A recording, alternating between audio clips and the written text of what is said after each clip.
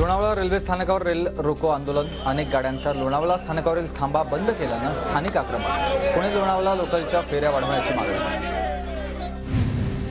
जुन्नरच्या पंचायत समिती कार्यालयासमोर अंगणवाडी सेविकांचं आंदोलन। अंगणवाडी कर्मचारी संघटनेचं थाळीनाद आंदोलन। बुलढाण्याच्या सिंदखेड राजा इथं 426वा जिजाऊ जन्मोत्सव सोहळा। दिवसभर विविध कार्यक्रमांचं आयोजन। पुणे जिल्हा नियोजन समितीच्या निधीचा वाद अजित पवारांनी मिटवला। जिल्हा नियोजन समितीच्या प्रत्येकाला सदस्याला आता 1 कोटी रुपयांचा विकास निधी मिळणार। सारथी बार्टी आणि महाज्योती परीक्षेची पुणे विद्यापीठाकडून दखल। 10 जानेवारीला घेण्यात आलेल्या परीक्षेचे पेपर तपासले जाणार नाहीत। पुणे विद्यापीठाचं स्पष्टीकरण। पुण्याच्या जुन्नर तालुक्यात दाट धुक्याची चादर पसरली। धुक्यामुळे बळीराजाची चिंता वाढली। पिकांना फटका बसण्याची भीती। नागपुरात मिशन ट्रसेसचं पुलिंगसह संकल्पना घेण्यात आलेली आहे। अत्यंत महत्त्वाची बातमी। नागपूर मिशन ट्रसेसचं पुलिंग संकल्पना आहे आणि तक्रारकर्त्यांच्या QR कोडवर आता प्रतिक्रिया नोंदवता येणार आहे।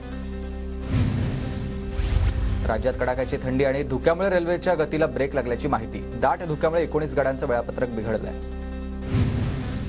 वसंतदादा शुगर इन्स्टिट्यूटचा सर्वोत्कृष्ट ऊस विकास संवर्धन पुरस्कार कराडाच्या कृष्णा साखर कारखान्याला। छत्रपती संभाजीनगरमधील रांजणगावमध्ये तलावात 4 मुलं बुडाल्याची माहिती।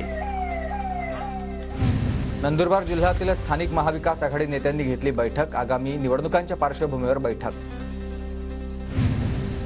पुण्याच्या येरवडा परिसरातील झोपडपट्ट्यांमध्ये मध्यरात्री पालिकेची कारवाई। नागरिकांना कारवाईला विरोध।